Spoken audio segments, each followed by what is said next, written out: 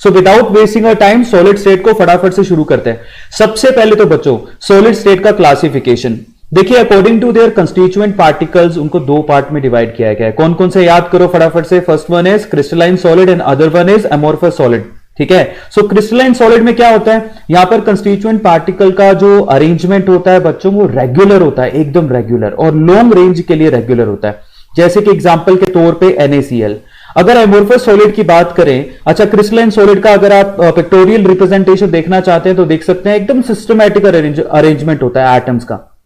जबकि amorphous solid में ऐसा कुछ नहीं होता, वहां पर एकदम रेगुलर अरेंजमेंट पहली बात तो होता ही नहीं है, और अगर रेगुलर अरेंजमेंट आपको दिखेगा तो वो शॉर्ट रेंज के लिए दिखेगा, बहुत ही शॉर्ट रेंज के लिए। ठीक है, जैसे एग्जांपल के तौर पे ये देखिए, यहां पर 3 एटम रेगुलर है लेकिन उसके बाद नहीं है, तो इसका मतलब यहां पर सीन कुछ ऐसा है कि शॉर्ट रेंज के लिए रेगुलर अरेंजमेंट होगा लेकिन अमूमन नहीं देखा जाता रेगुलर अरेंजमेंट। ठीक है, सो ये सबसे बड़ा डिफरेंस है क्रिस्टलाइन और अमोर्फस में। अच्छा, और क्या डिफरेंस है, देखिए अमोर्फस सॉलिड को एक्चुअली हम लोग स्यूडो सॉलिड के नाम से जानते हैं, इनको हम लोग सुपर कूल्ड लिक्विड भी कहते हैं। जैसे कि ग्लास, आपको पता है ग्लास अगर आप ध्यान से देखेंगे तो ग्लास एक सुपर कूल्ड लिक्विड है, और मजे की बात यह है कि वो नीचे की तरफ फ्लो होने लगता है ग्रेविटी की वजह से। अगर आपने नया नया खिड़की में ग्लास लगाया है तो वो ग्लास क्या करेगा, आप कभी गौर करना, वो ग्लास का जो थिकनेस है कुछ दिनों बाद नीचे से वो मोटा दिखाई देने लगेगा।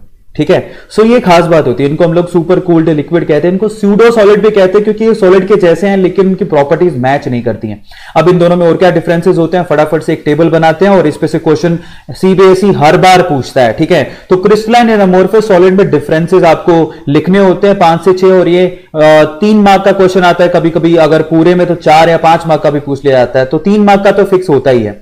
सो यहां पर सबसे पहले तो अरेंजमेंट, एटम का अरेंजमेंट जो क्रिस्टलाइन सॉलिड में होता है वो है लॉन्ग रेंज अरेंजमेंट होता है, बिल्कुल एकदम फिक्स लॉन्ग रेंज अरेंजमेंट होता है, जबकि अमोर्फस सॉलिड के अंदर शॉर्ट रेंज अरेंजमेंट होता है। हम अभी पहले पढ़ के आए हैं। ठीक है, बिल्कुल डिसिप्लिन अरेंजमेंट होता है क्रिस्टलाइन में, और जबकि अमोर्फस में डिसिप्लिन अरेंजमेंट नहीं होता।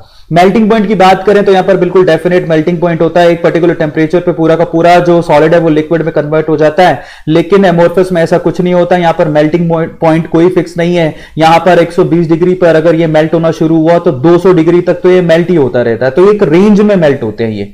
और अगर इनका मेल्टिंग पॉइंट एक का फिक्स है दूसरे का नहीं, क्रिस्टलाइन का जो मेल्टिंग पॉइंट फिक्स है, डेफिनेट है, लेकिन अमोर्फस का मेल्टिंग पॉइंट फिक्स नहीं है, तो इसका मतलब उनका हीट ऑफ फ्यूजन में भी ये डिफरेंस होगा। What is heat of fusion bye the वे, एक मोल सब्सटेंस को मेल्ट करने के लिए जितनी हीट की रिक्वायरमेंट होती है उसको हीट ऑफ फ्यूजन कहते हैं।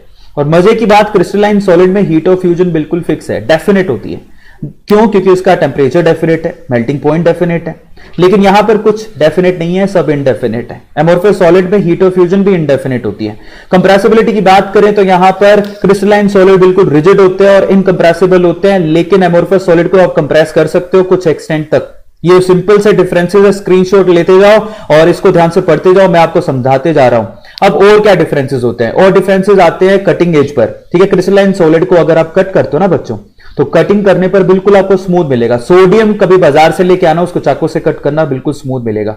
ठीक है, स्मूथ प्लेन्स यहां पर जनरेट हो जाते हैं, जबकि अमोर्फस सॉलिड में स्मूथ नहीं होते हैं। आपको ग्लास से हाथ को बचाना पड़ता है, इसलिए आप कपड़ा लेके ग्लास को पकड़ते हो, कटिंग ग्लास को, क्योंकि उसके जो ग्लासेस के जो प्लेन्स होते हैं वो रफ होते हैं, चुभ सकते हैं, हाथ कट सकता है। आइसोट्रोपी और एनाइसोट्रोपी ये बहुत इंपॉर्टेंट है। क्रिस्टलाइन सॉलिड एनाइसोट्रोपी होते हैं, दीज आर एनाइसोट्रोपी, ये देखिए यहां पर मेंशन भी है, सो दीज आर एनाइसोट्रोपी। बच्चों ये बहुत इंपॉर्टेंट है, ये क्रिस्टलाइन सॉलिड एनाइसोट्रोपी होते हैं। यहां पर लिखा है what is the meaning of anisotropy by the way. Anisotropy का मतलब होता है कि अलग डायरेक्शन में जाओगे तो आपको अलग प्रॉपर्टीज मिलेगी। एनाइसोट्रोपी का मतलब ये होता है, जबकि आइसोट्रोपी मतलब एमोर्फस आइसोट्रोपिक होते हैं। अगर आप डिफरेंट डायरेक्शन में जाओगे तो आपको सेम प्रॉपर्टीज मिलेंगी। ये बहुत इंपॉर्टेंट है, सबसे इंपॉर्टेंट है ये। सिमेट्री की बात करें तो क्रिस्टलाइन सॉलिड डिसिप्लिन अरेंजमेंट होता है, सिमेट्री तो रखेंगे, जबकि अमोर्फस सॉलिड में किसी तरह का कोई सिमेट्री नहीं होता। और अगर क्रिस्टलाइन सॉलिड में सिमेट्री है तो यहां पर इंटरफेशियल एंगल भी होंगे, यहां पर alpha beta gamma interfacial angle होते हैं, लेकिन अमोर्फस में कोई सिमेट्री ही नहीं है, तो कहां से होंगे भैया इंटरफेशियल एंगल, होते ही नहीं है। ठीक है, सो अब हम लोग यहां पर टाइप ऑफ क्रिस्टलाइन सॉलिड करेंगे। टाइप ऑफ क्रिस्टलाइन सॉलिड बहुत इंपॉर्टेंट है, 4 तरह के होते हैं। सबसे पहले तो मॉलिक्यूलर सॉलिड, उसके बाद होता है हमारे पास आयनिक सॉलिड, और उसके बाद होता है हमारे पास मेटालिक सॉलिड, और उसके बाद होता है हमारे पास कोवेलेंट सॉलिड। जो मॉलिक्यूलर सॉलिड होते हैं ना बच्चों, वो खुद तीन तरह के होते हैं। एक तो होता है नॉन पोलर, दूसरा है पोलर, और तीसरा है हाइड्रोजन बॉन्डेड। बहुत इंपॉर्टेंट है। अब इससे बढ़िया तरीके से तो आप बुक में भी कंप्लीट नहीं कर पाओगे, पूरी थ्योरी करवा रहा हूं, ध्यान से देखते जाओ। अब हम यहां पर बात करते हैं कि भैया यहां पर मॉलिक्यूलर सॉलिड में किस तरह के तो सब टाइप्स होते हैं, क्या बॉन्डिंग होती है, एग्जांपल क्या है, physical nature, electrical conductivity and melting point, इनकी प्रॉपर्टीज की बात करेंगे जो कि बहुत इंपॉर्टेंट है। ठीक है, सो सबसे पहले हम लोग बात करें नॉन पोलर। मैंने कहा था मॉलिक्यूलर सॉलिड तीन तरह के होते हैं, सबसे पहला कौन सा देख रहे हैं, नॉन पोलर। सबसे पहले तो बॉन्डिंग देख लेते हैं। नॉन पोलर वालों में लंडन फोर्स ऑफ अट्रैक्शन होता है, डिस्पर्जन फोर्स ऑफ अट्रैक्शन भी कहते हैं उनको, लंडन फोर्स ऑफ अट्रैक्शन होता है। एग्जांपल के तौर पे आप देखिए ऑर्गन CCl4, नॉन पोलर में म्यू का वैल्यू 0 होता है बच्चों, म्यू मतलब डाइपोल मोमेंट 0 होता है। सो यहां पर organ CCl4, H2, I2, CO2 ये सारे एग्जांपल नॉन पोलर के हैं। फिजिकल नेचर की बात करें तो ये सॉफ्ट होते हैं। इलेक्ट्रिकल कंडक्टिविटी की बात करें तो ये इंसुलेटर होते हैं। बड़ी कॉमन सी बात है यार, H2, I2, CO2, CCl4, organ, ये सारे के सारे इंसुलेटर हैं। और मेल्टिंग पॉइंट तो बहुत ही कम होता है, ठीक है, बहुत जल्दी मेल्ट हो जाते हैं। नॉन पोलर के बाद आते हैं हम लोग सेकंड पोलर की तरफ, ठीक है, पोलर की तरफ। उनमें फोर्स ऑफ अट्रैक्शन चेक करो भैया, फोर्स ऑफ अट्रैक्शन यहां पर क्योंकि वो पोलर है तो डाइपोल डाइपोल इंटरेक्शन होता है। एग्जांपल के तौर पे चेक करो जैसे कि HCl ऑब्वियसली यहां पर पोल है, ये पार्शियल पॉजिटिव और ये पार्शियल नेगेटिव, सबको दिखाई दे रहा है। सल्फर यहां पर partial positive and oxygen partial negative, ये भी सॉफ्ट होते हैं, ये भी इंसुलेटर होते हैं, और यहां पर भी जो मेल्टिंग पॉइंट होता है लो होता है। तो नॉन पोलर पोलर हो गया। तीसरा है हाइड्रोजन बॉन्डेड। अब ये बहुत इंपॉर्टेंट है, यहां पर फोर्स ऑफ अट्रैक्शन कैसा होगा, हाइड्रोजन बॉन्ड। एग्जांपल के तौर पे आइस, आइस यानी कि H2O एक मॉलिक्यूलर सॉलिड है बच्चों, बहुत इंपॉर्टेंट है, फोकस करना। फिजिकल स्टेट की बात करें तो हार्ड, भाई आइस बहुत हार्ड होती है, मार के देखो, ठीक है, फ्रिज से निकालो मार के देखो हार्ड होती है कि नहीं होती है। और ये इंसुलेटर होते हैं, और साथ ही साथ इनका जो मेल्टिंग पॉइंट है वो तो लो होता ही है। तो ये चीज आपको ध्यान रखनी है, बहुत इंपॉर्टेंट है, स्क्रीनशॉट ले लो। मॉलिक्यूलर सॉलिड के बाद हम लोग बात करते हैं यहां पर आयनिक सॉलिड की। आयनिक सॉलिड में कंस्टिट्यूएंट पार्टिकल कैसे होते हैं, आयंस, ठीक है। बॉन्डिंग कैसी होती है, यहां पर इलेक्ट्रोस्टैटिक फोर्स ऑफ अट्रैक्शन होता है। एग्जांपल कौन से दोगे, NaCl, MgO, ZnS, CaF2, ये सारे के सारे एग्जांपल आप खुद ही देखो, ये आयनिक सॉलिड कहलाते हैं। NaCl सबको पता है, ये पॉजिटिव और ये नेगेटिव होता है। Mg में ये प्लस और ये माइनस होता है, इनफैक्ट ये +2 और ये -2 में होता है, ठीक है। ये सारे के सारे एग्जांपल आपको आयनिक सॉलिड के दे रखे हैं।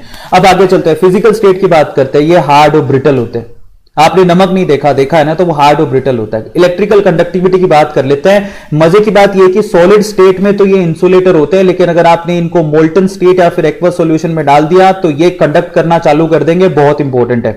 मेल्टिंग पॉइंट की बात करो तो भैया बहुत हाई होता है। NaCl का melting point almost 800 degree Celsius तक होता है, ठीक है। सो फटाफट से रिवाइज करा रहा हूं, इतनी तेजी से आप कहीं भी रिवाइज नहीं कर पाओगे, किसी भी चैनल पे ऐसा काम नहीं हो रहा। लाइव में आपको फटाफट से रिवाइज करा रहा हूं पूरा का पूरा, उसके बाद पढ़ने बैठोगे तो आसानी से हो जाएगा। अब हम बात करते हैं मेटालिक सॉलिड की। मेटालिक सॉलिड में एक्चुअल में कंस्टिट्यूएंट पार्टिकल कौन से होते हैं, कंस्टिट्यूएंट पार्टिकल होता है एक तो कार्नेल, यानी कि अगर मेटालिक सॉलिड की बात करो तो जैसे कि Fe, आपको पता है कि Fe+2 और उसके जो 2 इलेक्ट्रॉन है ये उनके कंस्टिट्यूएंट पार्टिकल है, यानी कि पॉजिटिव आयन जिसको हम लोग कार्नेल भी कहते हैं, और ये जो इलेक्ट्रॉन्स आ गए उनका जो C होता है वो बार बार डीलोकलाइज होता रहता है, तो ये कंस्टिट्यूएंट पार्टिकल्स है। मतलब ये Fe+2 इस तरह से अरेंज होंगे, ये Fe+2, ये Fe+2, ये Fe+2, सही है। और इनके जो 6 इलेक्ट्रॉन है वो यहां पर C के जैसे, क्लाउड के जैसे यहां बहते रहेंगे, क्लियर होता है। सो इसको इस तरह का यहां पर स्ट्रक्चर दिया गया है। बॉन्डिंग की बात करें तो यहां पर मेटालिक बॉन्ड होते हैं। एग्जांपल के तौर पे देखें तो FeCu, AgMg, सिंपल सा है। फिजिकल नेचर की बात करें तो यहां पर हार्ड होते हैं, लेकिन मेलिएबल और डक्टाइल भी होते हैं। ये सबको पता है कि आप सिल्वर से क्या बना सकते हो, इनफैक्ट सबसे ज्यादा मेलिएबल डक्टाइल कौन होता है, Au, सही है। पतले पतले से तार बना सकते हो, लंबे लंबे से। इलेक्ट्रिकल कंडक्टिविटी की बात करें तो भैया ये सबसे ज्यादा कंडक्टिविटी शो करते हैं, इन सभी में कंडक्टर्स होते हैं। सॉलिड स्टेट में भी कंडक्टर होते हैं, मोल्टन स्टेट में भी कंडक्टर होते हैं। मेल्टिंग पॉइंट को बात करें तो भैया फेयरली हाई होते हैं, सबके सब तो मेटल है, ऑब्वियसली इनका मेल्टिंग पॉइंट तो हाई होगा ही ना। अब हम चलते हैं नेक्स्ट हमारा कौन सा सॉलिड है, कोवेलेंट सॉलिड बच्चों, जिसको हम लोग नेटवर्क सॉलिड भी कहते हैं। अब इनके कंस्टिट्यूएंट पार्टिकल्स कौन से होते हैं, कोवेलेंट सॉलिड में एटम्स, क्लियर होता है। तो यहां पर बॉन्डिंग कैसी होती है, कोवेलेंट बॉन्ड, नाम ही देख लो, कोवेलेंट सॉलिड तो कोवेलेंट बॉन्ड होंगे ना। एग्जांपल के तौर पे देखो क्वार्ट्ज, मिट्टी, क्वार्ट्ज जिसका सिलिकॉन ऑक्साइड, डाइऑक्साइड भी बोलते हैं, SiO2, जैसे कि SiC, ठीक है, सिलिकॉन कार्बाइड, डायमंड, और यहां पर एल्यूमिनियम नाइट्राइड। तो ये सारे एग्जांपल है कोवेलेंट सॉलिड के। फिजिकल स्टेट की बात करो तो ये हार्ड होती है। इलेक्ट्रिकल कंडक्टिविटी की बात करो तो सारे के सारे इंसुलेटर होते हैं, ठीक है, ये सारे के सारे इंसुलेटर होते हैं। यहां पर एक एग्जांपल ऐसा है जो फाइनली एक एग्जांपल आपको जो दिखाई दे रहा है वो ऐसा एग्जांपल है बेसिकली जो कि यहां पर क्या है तो कोवेलेंट सॉलिड का एग्जांपल, लेकिन ये जो एग्जांपल आपको दिखाई दे रहा है बेसिकली वो थोड़ा सा एक्सेप्शन है। एक्चुअली में ग्रेफाइट पहले तो सॉफ्ट होता है, फिर उसके बाद यहां पर एक कंडक्टर होता है, ये एक्सेप्शन के तौर पे मैं आपको बता रहा हूं। मेल्टिंग पॉइंट की बात करें तो यहां पर जितने एग्जांपल ऊपर लिखे हैं उनकी तो मेल्टिंग पॉइंट बहुत ज्यादा होती है, आपको सबको पता है डायमंड हार्ड होता है, लेकिन यहां पर अगर हम लोग बात करें ग्रेफाइट की तो हां उसकी भी हार्ड ही होती है। क्लियर हो गया सब लोगों को? सो यहां पर ध्यान से देखना। सो अभी सारी चीजें आती जाएंगी, सब चीजें मैं एक्सप्लेन करूंगा, चिंता मत करो, आप एक एक करके देखते जाओ, ठीक है, एक एक करके देखते जाओ, सब चीजें आ जाएंगी इसके अंदर, सारी थ्योरी कंप्लीट हो जाएगी। अब हम यहां पर क्रिस्टल लेटिस की बात करते हैं। सबसे पहले क्रिस्टल लेटिस होता क्या है? क्रिस्टल लेटिस का मतलब होता है छोटे छोटे पॉइंट्स का discipline arrangement, discipline 3D arrangement of small points, ठीक है, इसी को हम लोग क्रिस्टल लैटिस कहते हैं। The regular arrangement of building blocks, atoms, ions, molecules inside the crystal, उसको हम लोग लैटिस कहते हैं, ठीक है। और फाइनली देखिए एक एक करके आपके सामने बन रहे हैं। अब आप पहले गौर से देखिएगा, यहां पर मैंने एक ब्रिक लगाई, एक ब्रिक के ऊपर एक और ब्रिक लगाई, एक और ब्रिक के ऊपर एक और ब्रिक लगाई, साइड में लगाई, इस तरह से छोटी छोटी ब्रिक से मैंने क्या बना दिया, एक पूरा क्रिस्टल बना दिया। तो अब तो आप समझ पा रहे होंगे ना कि एक्चुअली क्रिस्टल लैटिस क्या होता है, कि जिसमें छोटी सी कोई एक बिल्डिंग ब्लॉक होगा या ब्रिक होगी जिसको रिपीट करते जाओगे तो पूरा लैटिस तैयार हो जाएगा, ये केज के जैसा होता है। तो basically crystal lattice is an entire structure of solid. Lattice ही होता है जो कि एक्चुअल में क्या होती है, सॉलिड की स्ट्रक्चर होती है, ये आप लोगों को ध्यान रखना है। और यहां पर है ना पॉइंट्स का डिसिप्लिन अरेंजमेंट है, आप येलो पॉइंट्स को देखो, इनके डिसिप्लिन अरेंजमेंट है इसी, और ये डिसिप्लिन अरेंजमेंट जो कि 3 डायमेंशन में होते हैं इसी को हम लोग लैटिस बोलते हैं। क्लियर हो गया? The smallest part of the lattice which can be repeated, जो स्मॉलेस्ट पार्ट जिसको आपने बार बार रिपीट किया और पूरा का पूरा लैटिस बनाया। आपने देखा होगा कि इस क्यूब को आपने कंप्लीटली रिपीट किया। क्यूब आप घर में जो ईंट होती है ना, ईंट से घर बनते हैं, तो ईंट को अगर आप बार बार रिपीट करते जाओ, ब्रिक बोलते हैं जिसको, ब्रिक को रिपीट करते जाओ पूरा घर एक वॉल तैयार हो जाएगा।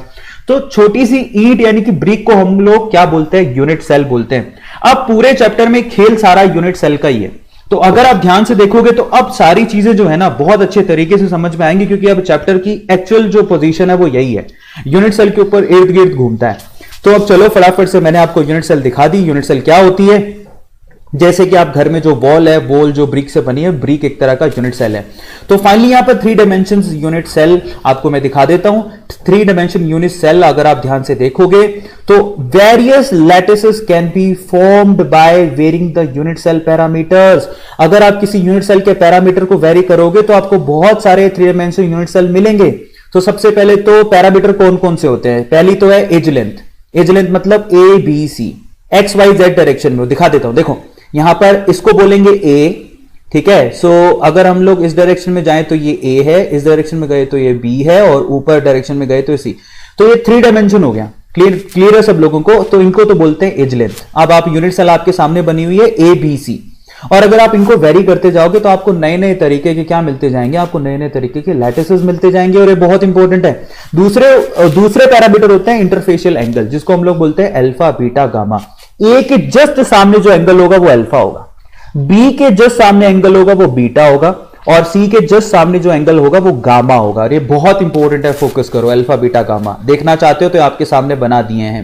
तो ये गामा हो गया, ये अल्फा हो गया, और ये बीटा हो गया। इनको हम लोग सेल पैरामीटर कहते हैं। यूनिट सेल के पैरामीटर ध्यान रखिएगा, एक तो एज लेंथ ABC, और एक होते हैं इंटरफेशियल एंगल। अब इनके थ्रू आप लोग यहां पर क्या कर सकते हो, और साथ ही साथ एटम की लोकेशन के थ्रू आप बहुत सारे यूनिट सेल बना सकते हो। तो पहले 2 जो आपके पास पैरामीटर हैं, फर्स्ट 2 पैरामीटर, उनको अगर आप वेरी करते हो तो आप 7 तरह के यूनिट सेल बना सकते हो। पहले 2 कौन से? आप ABC और अल्फा, बीटा, गामा को वेरी करते जाओ तो 7 तरह के पैरामीटर बनेंगे। उनको जरा चेक कर लो कौन कौन से हैं, वही सबसे इंपॉर्टेंट है। तो यहां पर मैं क्रिस्टल सिस्टम बताऊंगा, यहां पर उनकी एज लेंथ में रिलेशन बताऊंगा, यहां पर इंटरफेशियल एंगल में रिलेशन बताऊंगा। सबसे पहले होता क्यूबिक। आपके सामने क्यूबिक बन के आ गया। क्यूबिक में आप खुद ही देख सकते हो ABC के बराबर है, और alpha, beta, gamma 90 degree angle के हैं। मैं गारंटी देता हूं, आप अगर बुक में पढ़ने लगते हो तो आपको 3 घंटे लग जाते हैं। यही चैप्टर मैं आपको मैक्सिमम 1 आवर में कंप्लीट करा दूंगा, ध्यान से देखते जाओ। तो यहां पर ABC के इक्वल होता है, और अल्फा, बीटा, गामा 90 डिग्री होता है। जैसे कि एग्जांपल के तौर पे सिंपल क्यूबिक यूनिट सेल आपको दिखाई दे रही है, देखिए जरा सामने। अब दूसरे एग्जांपल की तरफ चलते हैं। दूसरा होता है टेट्रागोनल। टेट्रागोनल आपके सामने बन गया। वहां पर ए बी के बराबर होता है, लेकिन यहां पर सी ए बी के बराबर नहीं होता। अल्फा बीटा गामा सारे के सारे 90 होते हैं। तो इसका मतलब हम कर क्या रहे हैं, अभी अल्फा बीटा गामा को तो हम 90 रख रहे हैं, लेकिन इनको वेरी कर रहे हैं। पहले एबीसी सब इक्वल थे, अब हमने क्या किया, ए बी के इक्वल, लेकिन सी ए बी के इक्वल नहीं है। आप खुद ही देख लो, यहां पर ये ए है, ये बी है, लेकिन सी ए बी के इक्वल बिल्कुल भी नहीं है। क्लियर हो गया? इसको टेट्रागोनल कहते हैं। अब अगले की तरफ चलते हैं, ऑर्थोरोम्बिक। ऑर्थोरोम्बिक आपके सामने बना हुआ है। ऑर्थोरोम्बिक में ए बी सी तीनों ही इक्वल नहीं होते, तीनों को डिफरेंट कर दिया, जबकि अल्फा बीटा गामा यहां पर 90 डिग्री का बन के आएगा। सीटीओ रोम्बिक बोलते हैं, ये देखिए आप, सीटीओ, सीटीओ आप याद रखो, CTO cubic, tetragonal and orthorhombic, CTO. और यहां पर सबसे पहले आपको एज लेंथ को वेरी करना है और इंटरफेशियल एंगल को सेम टू सेम रखना है। ये सिंपल तरीका याद करने का यार, बहुत इजी है। और आपके सामने डायग्रामेटिकली रिप्रेजेंट भी कर देगा कि ऑर्थोरोम्बिक होता क्या है। ये देखिए सामने बना हुआ है।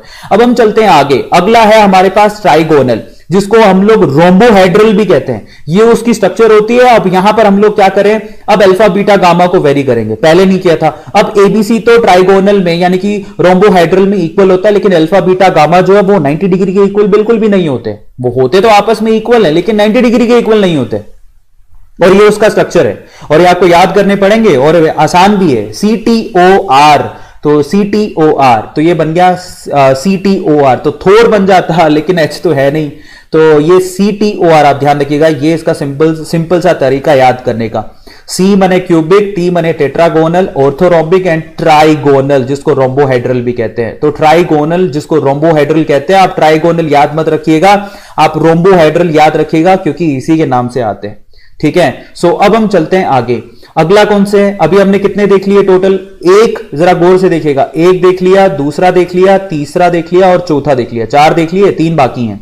और कौन से होते हैं, अब नेक्स्ट जो है वो है हेक्सागोनल, जिसमें ए बी के इक्वल है लेकिन बी सी के इक्वल नहीं होता। ये स्पेशल केस है, बहुत ही स्पेशल है। हेक्सागोनल को ध्यान रखिएगा, ए बी इक्वल है लेकिन बी सी के इक्वल नहीं है। अल्फा और बीटा एंगल 90 है, लेकिन गामा 120 होता है। सो ये बहुत इंपॉर्टेंट है। सो इसको आप लोगों को ध्यान रखना है। ये जो एंगल है ओवरऑल ये 120 डिग्री का है। सो ये आपके सामने स्ट्रक्चर बनी हुई है। 2 एंगल 90 डिग्री के होता है और एक 120 का होता है। हेक्सागोनल के बाद नंबर आता है मोनोक्लिनिक का। मोनोक्लिनिक आपके सामने बना हुआ है। एबीसी तीनों ही इक्वल नहीं होते, अल्फा और गामा 90 के इक्वल है, लेकिन बीटा 90 के इक्वल नहीं होता। ये आपको याद करने हैं। एक बार अगर आप ध्यान से देख लोगे तो याद भी हो जाएंगे। और एक क्वेश्चन काफी बार पूछा जाता है। पिक्टोरियल रिप्रेजेंटेशन आपके सामने बना हुआ है। यहां पर आपको अल्फा और गामा 90 मिलेंगे, लेकिन बीटा 90 डिग्री नहीं मिलेगा। क्लियर हो गया? तो बीटा 90 डिग्री नहीं मिलेगा, अल्फा और गामा 90 डिग्री मिलेंगे। तो ये बहुत इंपॉर्टेंट है, आपके सामने पिक्टोरियल रिप्रेजेंटेशन बना हुआ है। अब हम चलते हैं आगे ट्राइक्लिनिक की तरफ। ट्राइक्लिनिक का स्ट्रक्चर आपको नीचे दे दिया गया है। अल्फा बीटा गामा एबीसी तीनों ही इक्वल नहीं होते, अल्फा बीटा गामा भी इक्वल नहीं होते। सबसे ज्यादा अनसिमेट्रिकल है ये, सबसे गंदी, सबसे ज्यादा अनसिमेट्रिकल स्ट्रक्चर ट्राइक्लिनिक की होती है। ठीक है, ये आप लोगों को ध्यान रखना है। ट्राइक्लिनिक में कुछ भी इक्वल नहीं है, ना तो एबीसी के इक्वल है, ना अल्फा बीटा गामा के इक्वल है। तो यहां पर सिर्फ एक मोनोक्लिनिक है जिसको आपको फोकस अच्छे से करना है 2-3 बार लिख के, बाकी तो बहुत इजीली याद हो जाएंगे। हेक्सागोनल सबने देखा हुआ है, क्यों नहीं याद होगा, 100% याद हो जाएगा। सिर्फ एक मोनोक्लिनिक है जिसको आप 1-2 बार लिखिए, आपको याद हो जाएगा। बाकी को तो याद करना आसान है, क्योंकि उसकी ट्रिक है।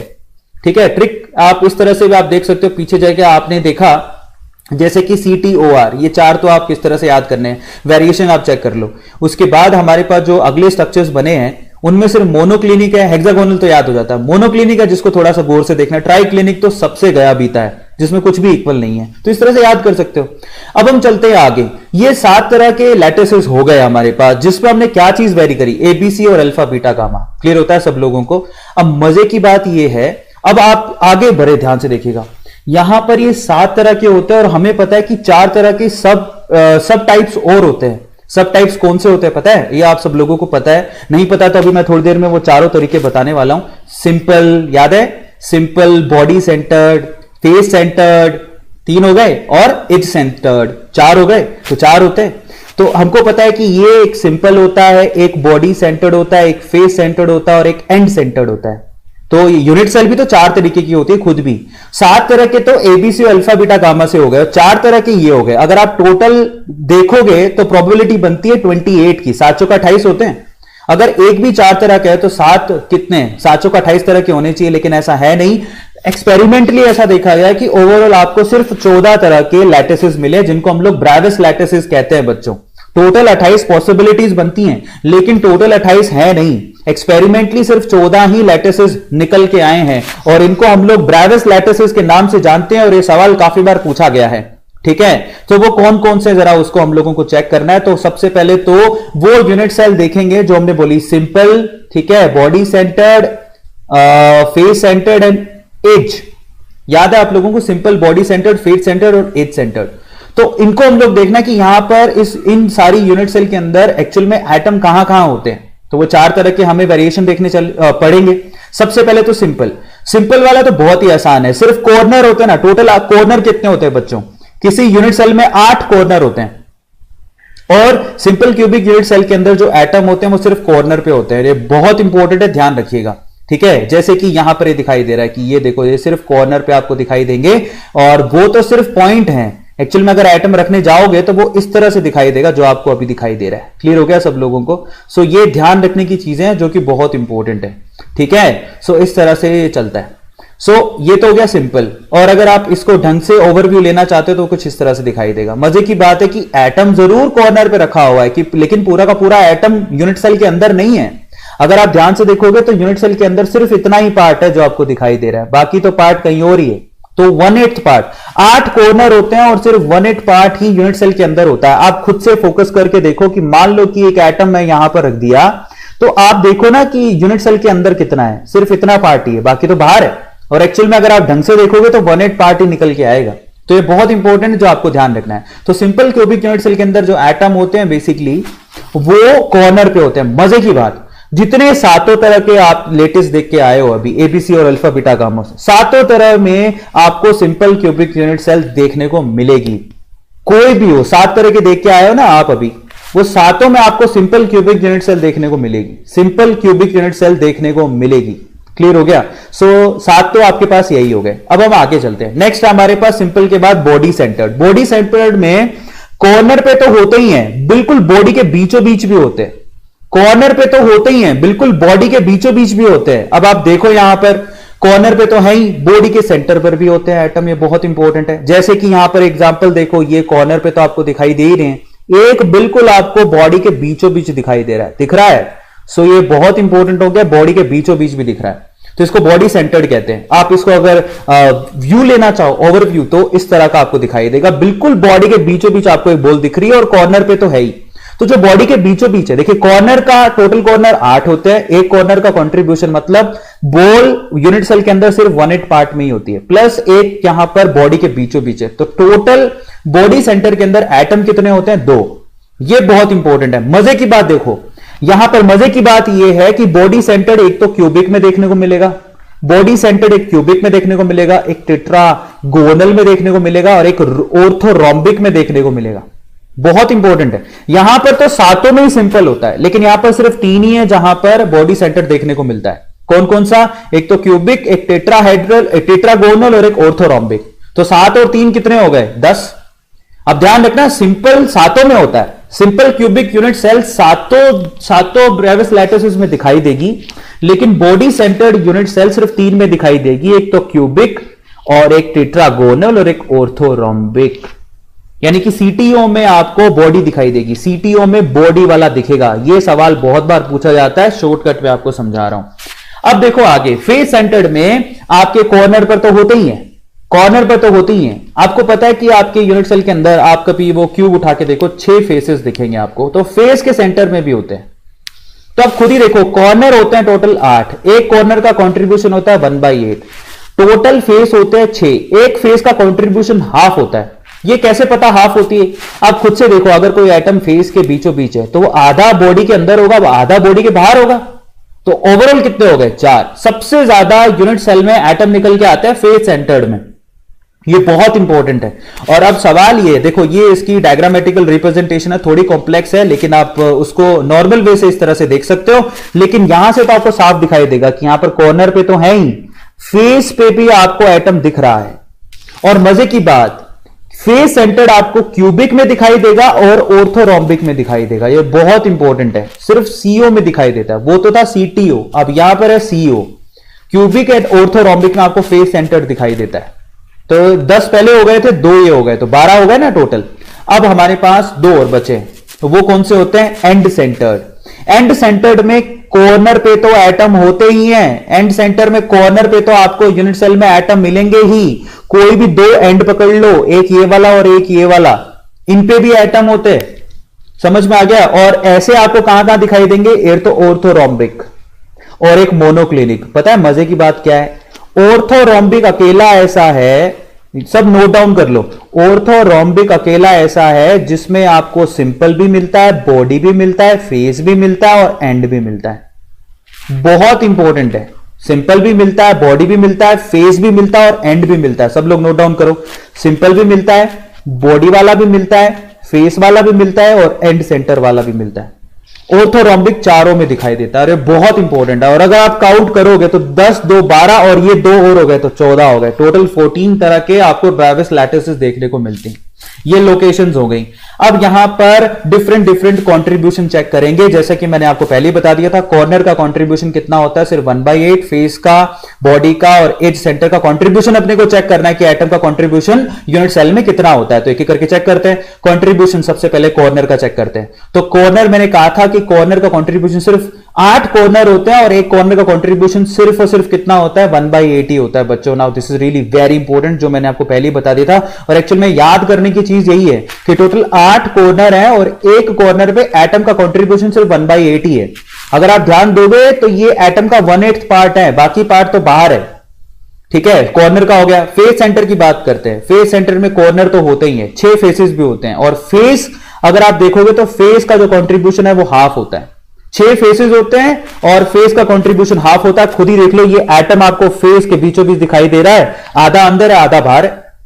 अब देखो आगे, उसके बाद आता है बॉडी सेंटर। बॉडी के बीचों बीच अगर कोई एटम है तो उसका पूरा कंट्रीब्यूशन यूनिट सेल के अंदर ही काउंट होता है। एक ही बॉडी सेंटर होता है और उसका पूरा कंट्रीब्यूशन बॉडी के अंदर होता है। तो एक, अगर कोई बॉडी के अंदर आपको एटम दिखे तो उसका पूरा कंट्रीब्यूशन है, मतलब एटम पूरी तरह से यूनिट सेल के अंदर है। अब आते हैं एज सेंटर। अगर कोई एटम एज पर हो तो सबसे पहले तो आपको एज क्लियर होने चाहिए। टोटल एज होते हैं 12, ये ध्यान रखो भैया, बहुत इंपॉर्टेंट है। टोटल एज होते हैं 12 और मजे की बात, यहां पर एज का कंट्रीब्यूशन सिर्फ 1/4 ही होता है। टोटल यूनिट सेल में एज होते हैं 12। ये चीज आपको ध्यान रह गई तो आपके न्यूमेरिकल बड़े आसानी से सोल्व हो जाएंगे।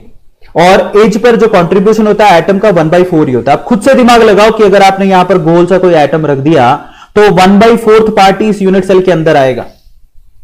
ये बहुत इंपॉर्टेंट है। तो बस इतना सा ध्यान रखना है, अगर कोई एटम कॉर्नर पे है तो उसका 1/8 पार्ट, फेस पर है तो 1/2 पार्ट, बॉडी पर है तो पूरा का पूरा, और अगर कोई एज पर है तो 1/4 पार्ट ही आता है। कॉर्नर कितने होते हैं? 8। फेस कितने होते हैं? 6। बॉडी सेंटर कितना होता है? 1। और एज कितने होते हैं? टोटल 12। इतनी सी गणित है, जो याद रह गई तो हमारा काम हो जाएगा। ठीक है, तो ये तो कंट्रीब्यूशन हो गया। अब हम चलते हैं आगे, types of cubic unit cell. तो हमने अभी देख लिया, यहां पर देखा है हमें। अब क्यूब के हिसाब से, अब क्यूबिक यूनिट सेल की बात हो रही है। तो क्यूब है तो एबीसी के इक्वल होगा और अल्फा बीटा गामा 90 डिग्री के इक्वल होंगे। क्लियर हो गया? सो यहां पर ये ध्यान रखना आपको, total 7 types of unit cell जिसमें आपको क्यूबिक यूनिट सेल की बात करनी है, जो कि जिसमें एबीसी के इक्वल होता है और अल्फा बीटा गामा के इक्वल होता है। इसमें सिंपल क्यूबिक, ये देख लो फटाफट से, सिंपल क्यूबिक ध्यान से देखना। सिंपल क्यूबिक मतलब एटम सिर्फ कॉर्नर पर होंगे। ठीक है, और अब मजे की बात देखो, यहां पर ए, यहां पर क्या है? Edge length. अब यहां पर बहुत इंपॉर्टेंट चीजें आएंगी। ए हमारे पास एज लेंथ है और एटम की रेडियस हमने आर मान ली।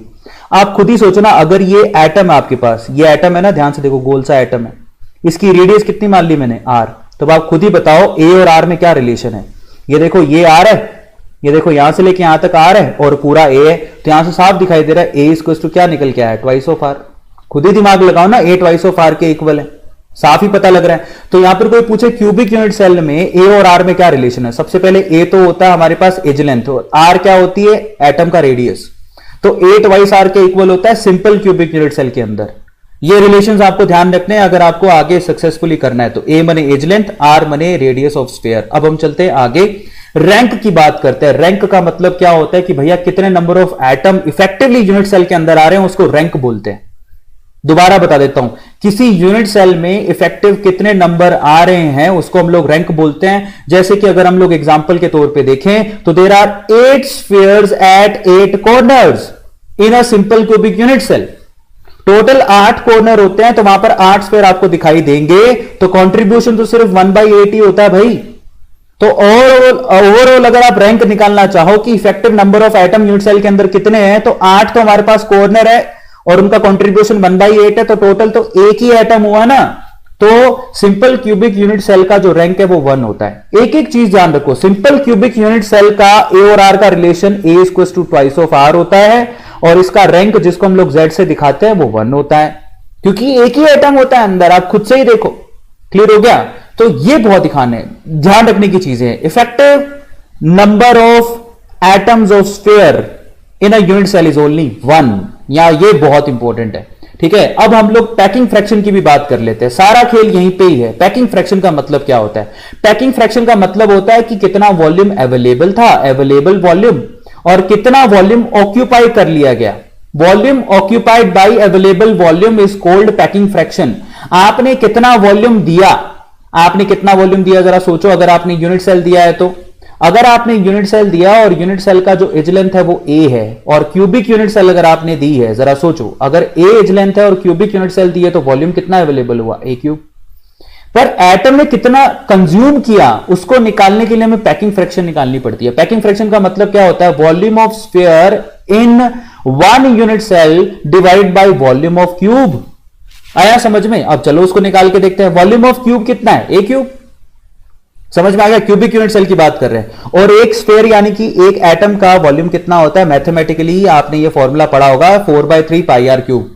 अगर बायो वालों को नहीं आता है तो इसमें कोई शक्तिमान बनने की जरूरत नहीं है। एक स्फीयर का जो वॉल्यूम होता है, एक स्फीयर का, ठीक है, या एक एटम स्फेरिकल होता है, उसका वॉल्यूम 4/3 पाई आर क्यूब होता है। ये सिंपल सी चीज आपको ध्यान रखनी है। अब इतनी आसान चीज के लिए हमें शक्तिमान बनने की तो जरूरत बिल्कुल भी नहीं है बच्चों। तो इफेक्टिव नंबर ऑफ अगर स्फीयर्स अगर मैं Z मान लूं, मतलब इफेक्टिव नंबर ऑफ स्फीयर का मतलब एक यूनिट सेल के अंदर कितने स्फीयर आ रहे हैं? Z। तो अब आप जरा सोचो कि टोटल वॉल्यूम स्फीयर ने कितना ऑक्यूपाई किया। Z नंबर ऑफ स्फीयर है, एक स्फीयर का वॉल्यूम आ रहा है 4/3 पाई आर क्यूब, तो Z into 4/3 pi r cube हो गया टोटल वॉल्यूम। यही ऑक्यूपाई करेगा ना एक एटम। मैं मान लो कि यहां पर 8 कॉर्नर पे एटम लगा देता हूं, तो Z का वैल्यू कितना हो गया? 1। पहली बात तो, क्योंकि सिर्फ मैंने कॉर्नर पे लगाया। क्लियर होता है? क्योंकि कॉर्नर का कंट्रीब्यूशन 8 कॉर्नर है, कॉर्नर का कंट्रीब्यूशन 1/8 होता है, तो यहां पर Z का वैल्यू 1 हो गया। और यहां पर एक स्फीयर का जो वॉल्यूम होता है वो 4/3 पाई आर क्यूब होता है। तो बस आपको Z into 4/3 pi r cube करोगे तो आपको न्यूमरेटर मिल जाएगा कि यूनिट सेल में एक्चुअल में कितना कंज्यूम किया गया है वॉल्यूम। क्लियर होता है? तो पैकिंग फ्रैक्शन कैसे निकालोगे? तो ऊपर तो आएगा Z का मतलब रैंक का मतलब क्या होता है कि कितने number of atom unit cell के अंदर हैं। 4/3 पाई आर क्यूब का मतलब क्या होगा कि कितना वॉल्यूम है एक स्फीयर का, और नीचे डिनोमिनेटर में आपने लगाया ए क्यूब। ये सिंपल सा फॉर्मूला होता है पैकिंग फ्रैक्शन निकालने का। ए क्यूब मतलब क्यूब का जो यूनिट सेल है उसका वॉल्यूम। तो यहां पर पैकिंग फ्रैक्शन अगर हम लोग पैकिंग फ्रैक्शन निकालना चाहें किसकी? सिंपल क्यूबिक यूनिट सेल की, तो हम सबको पता है कि सिंपल क्यूबिक यूनिट सेल का Z का वैल्यू 1 होता है। ठीक है, क्यों? क्योंकि सिंपल क्यूबिक यूनिट सेल में कॉर्नर में ही होते हैं, 8 कॉर्नर है और एक कॉर्नर का कंट्रीब्यूशन 1/8 होता है, तो Z का वैल्यू 1 हो गया। सिंपल क्यूबिक यूनिट सेल के लिए A ट्वाइस ऑफ R के इक्वल होता है, और अगर आप दोनों वैल्यू रख दो तो आपके पास निकल के आएगा 0.52, यानी कि यहां पर पैकिंग फ्रैक्शन 52% ही है। यानी कि आपने 100% अगर आपको जगह मिली और सिंपल क्यूबिक यूनिट सेल अगर है तो 52% ही जगह ऑक्यूपाई की गई है। इसी को पैकिंग फ्रैक्शन कहते हैं। ये ऐसा ही है कि मम्मी ने आपको एक डब्बा दिया, बोला कि इसमें मिठाई भरो, आपने क्या किया? देखो, दो तरह के लोग हो सकते हैं। पहले तो मिठाई को सीधे ही फेंक दे डब्बे के अंदर। दूसरा ये काम कर सकता है कि भैया बराबर एकदम अरेंज करके दिखाए ताकि उस डब्बे के अंदर अच्छे से लड्डुओं को फिक्स करा जा सके। लेकिन मजे की बात देखो, आपने बिल्कुल डिसिप्लिन तरीके से लगाया, उसके बावजूद भी उस डब्बे में जगह बच गई। ये देखो बस, तो ये जो जगह बची है तो उसको निकालना पड़ेगा ना, आपने कितनी जगह यूटिलाइज की, तो उसी को पैकिंग फ्रैक्शन कहते हैं। तो आपने 52% ही जगह यूटिलाइज करी है अगर आपने सिंपल क्यूबिक यूनिट सेल लगाया है, तो इसी को समझिए। तो 52% आपने जगह यूटिलाइज की, बाकी जो बची वो कितनी बची? पहले तो 48% बच गई, और उसको क्या कहेंगे? वॉइड। वॉइड मतलब खाली जगह। तो सिंपल क्यूबिक यूनिट सेल के अंदर 52% तो आप भरते हो और 48% वॉइड रह जाते हैं, यानी खाली जगह रह जाती है, और ये बहुत इंपॉर्टेंट है। चलो now what are the type of cubic unit cell? तो हमको सिंपल वाला तो देख लिया हमने, बॉडी सेंटर वाला आप देखते हैं, दूसरा बॉडी सेंटर बीसीसी, उसके लिए रैंक फाइंड आउट करते हैं और पैकिंग फ्रैक्शन को पता करते हैं। तो रैंक क्या होती है कि भैया कितने एटम आ रहे हैं, पैकिंग फ्रैक्शन क्या होती है कितना वॉल्यूम ऑक्यूपाई किया गया है। तो चलो सबसे पहले तो बॉडी सेंटर के लिए यानी कि बीसीसी के लिए हम लोग रैंक निकालते हैं। तो यहां पर एक तो कॉर्नर पे होते हैं और एक बॉडी सेंटर में होते हैं। बताओ कॉर्नर कितने? 8। एक कॉर्नर का कंट्रीब्यूशन कितना होता है? 1/8। बॉडी सेंटर में 1 होते हैं, तो टोटल कितना हो गया? ओनली 2। तो z का वैल्यू तो कितना निकल के आ रहा है? 2। ये बड़ा कॉमन सा है, ये डायग्रामेटिक रिप्रेजेंटेशन है, कॉर्नर और बॉडी सेंटर के अंदर मिलेंगे। मजे की बात देखो, यहां पर ये चीज बहुत इंपॉर्टेंट है, ए और आर में रिलेशन क्या होता है। तो देखिए ए यहां पर जरा चेक करना, यहां पर एटम किधर किधर है? एक तो यहां पर कॉर्नर पर है, गौर से देखो कॉर्नर पर है, कॉर्नर पर है ही, ये जो गोल गोल दिखाई दे रहा है। एक बॉडी के बीचों बीच है। तो जब अगर आप चाहते हो कि कॉर्नर, ये एक कॉर्नर है, ये उसके जो सामने वाला कॉर्नर है, और ये जो बॉडी के बीचों बीच रखा गया है, उससे अगर आप एक लाइन ड्रॉ करोगे तो ये बॉडी डायगोनल कहलाता है।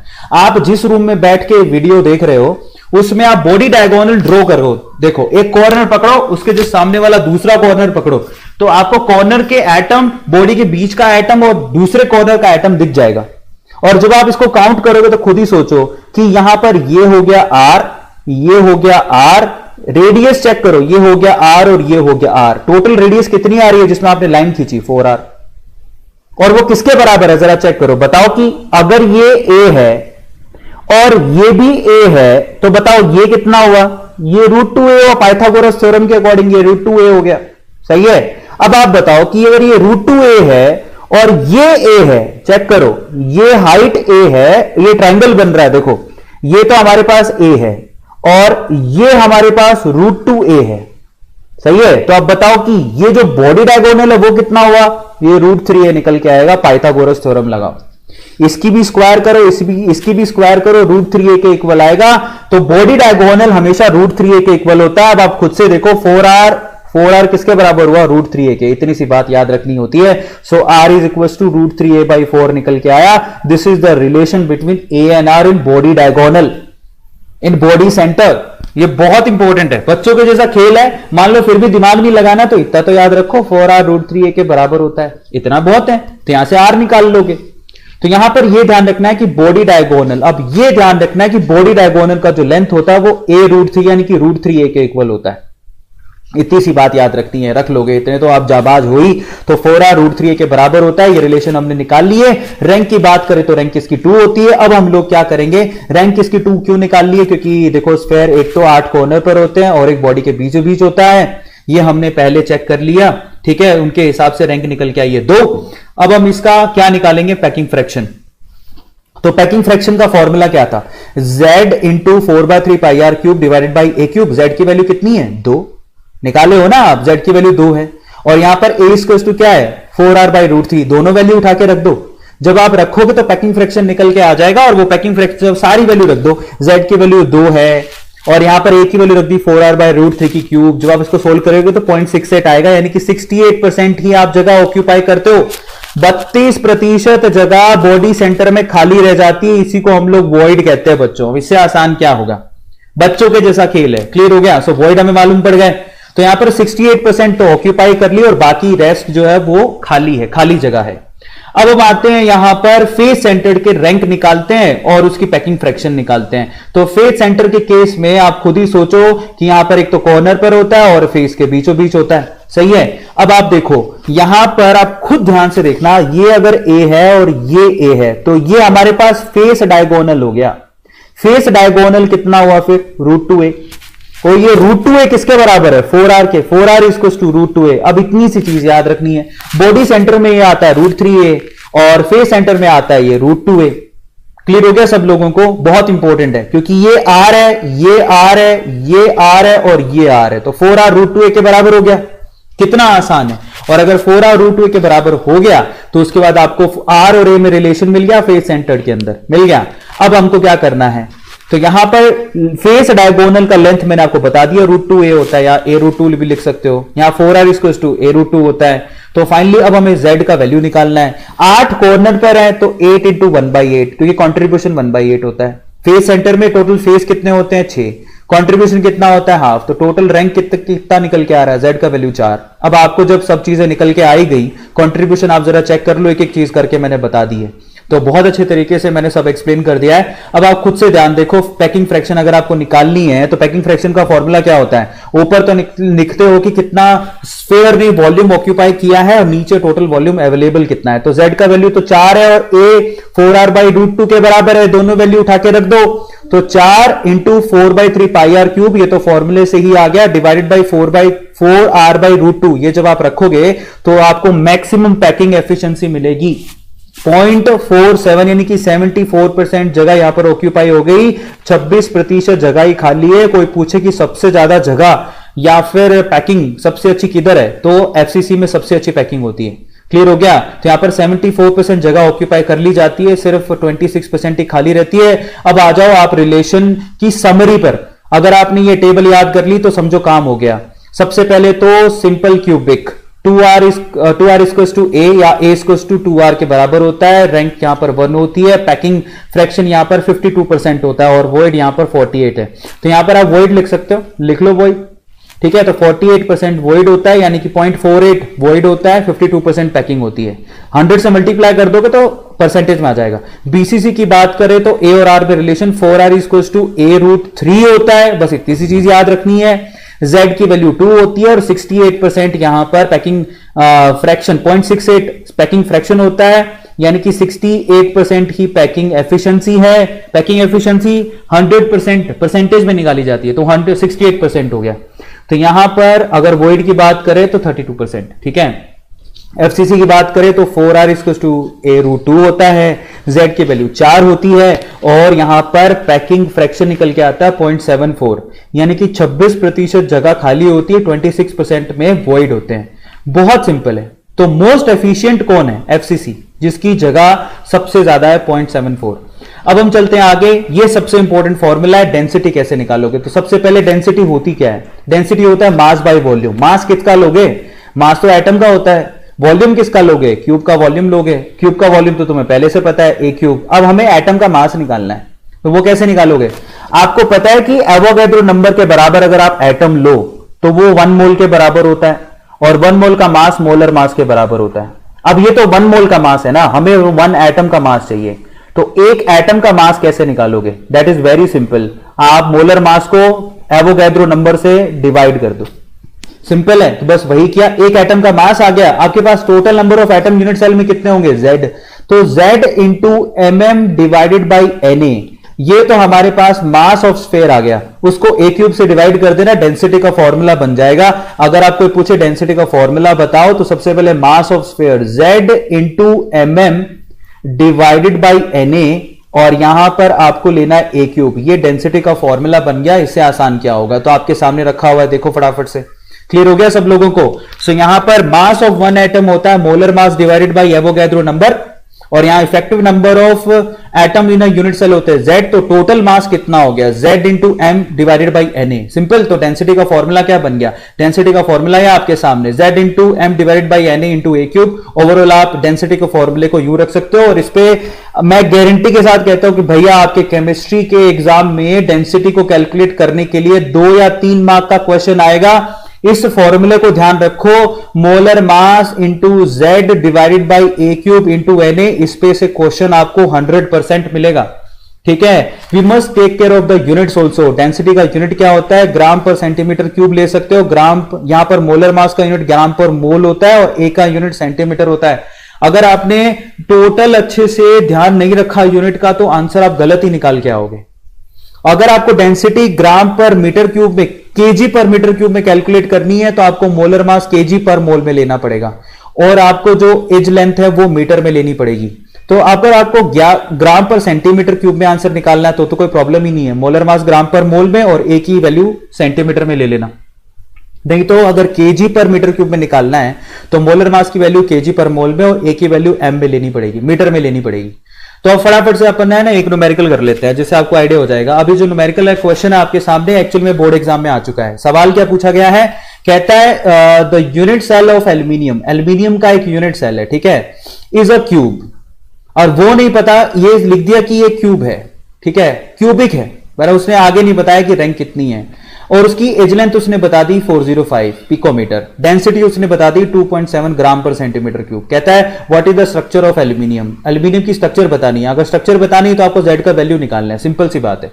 अब आप देखो डेंसिटी का फॉर्मूला आपको सबको पता ही है, तो डेंसिटी का फॉर्मूले पर आ जाओ। सबसे पहले ए की वैल्यू कितनी है, 405 पिकोमीटर, पिको का मतलब होता है 10⁻⁻12, ठीक है। अब आप ये आ गया मीटर के अंदर, और क्योंकि आपको ग्राम पर सेंटीमीटर क्यूब में, यानी कि एल्यूमिनियम की डेंसिटी सेंटीमीटर में है, तो इस मीटर को सेंटीमीटर में बदलना पड़ेगा। तो मीटर को सेंटीमीटर में बदलोगे तो 405 इंटू 10⁻⁻10 आ जाएगा सेंटीमीटर में। तो सबसे पहले तो आप यूनिट पे ध्यान देना। अब आपके पास जो डेंसिटी का फॉर्मूला होता है, density is equal to molar mass divide into Z divided by a cube into N A. अब आपकी कोई सारी वैल्यू आपके पास है, जेड की वैल्यू नहीं है, वही आपको निकालनी है। जब आप यहां पर डेंसिटी की वैल्यू रखोगे 2.7 और यहां पर मोलर मास एल्यूमिनियम का 27, जेड की वैल्यू आपको निकालनी है। ए की वैल्यू दे रखी है आपको 405 इंटू 10⁻⁻10, उसका करना आपको क्यूब फॉर्मूले के मुताबिक, और एवोगैड्रो नंबर का वैल्यू रखना है 6.02 इंटू 10⁻23। जब आप ये वैल्यू कैलकुलेट करोगे तो जेड का वैल्यू 4 आएगा। अब आप 4 के हिसाब से क्या होता है, एफसीसी स्ट्रक्चर ही तो पूछिए, एफसीसी 4 के हिसाब से एफसीसी स्ट्रक्चर आती है।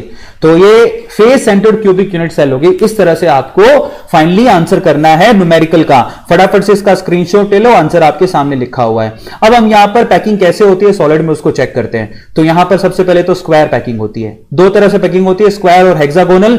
अब स्क्वायर पैकिंग एक तो 1 डायमेंशन होती है। 1 डायमेंशन का मतलब एक ही डायमेंशन में आपने एटम ऐड कर दिए, सिर्फ एक डायमेंशन में। देखो दिख रहा है सब लोगों को, एक ही डायमेंशन में एटम ऐड किए हैं तो 1 डायमेंशन है।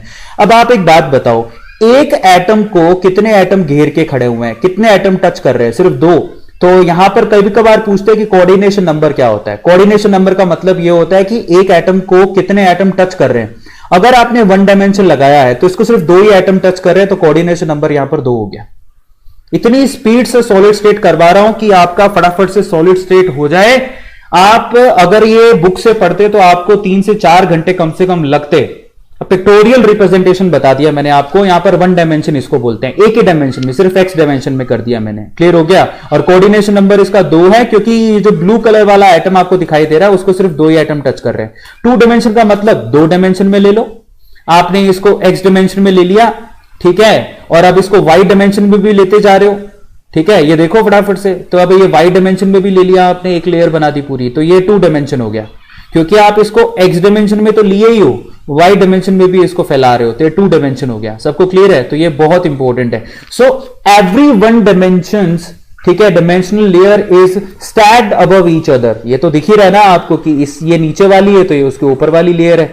अब आप खुद गौर से देखो कि अगर कोई एक एटम है, ये देखो 2 डायमेंशन होगी, कोई एक एटम पकड़ लो, जैसे कि ब्लू वाला पकड़ लिया, इस ब्लू वाले को कितने एटम टच कर रहे हैं, एक तो दायां बायां और एक ऊपर नीचे, ठीक है। तो कोऑर्डिनेशन नंबर कितना हो गया, कोऑर्डिनेशन नंबर यहां पर 4 हो गया। कोऑर्डिनेशन का मतलब एक एटम एक्चुअल में कितने एटम को टच कर रहा है, तो वो 4 हो गया। तो यहां पर कोऑर्डिनेशन नंबर 4 निकल के आएगा। ये ओवर 2 डायमेंशन, ठीक है। अब हम चलते हैं आगे।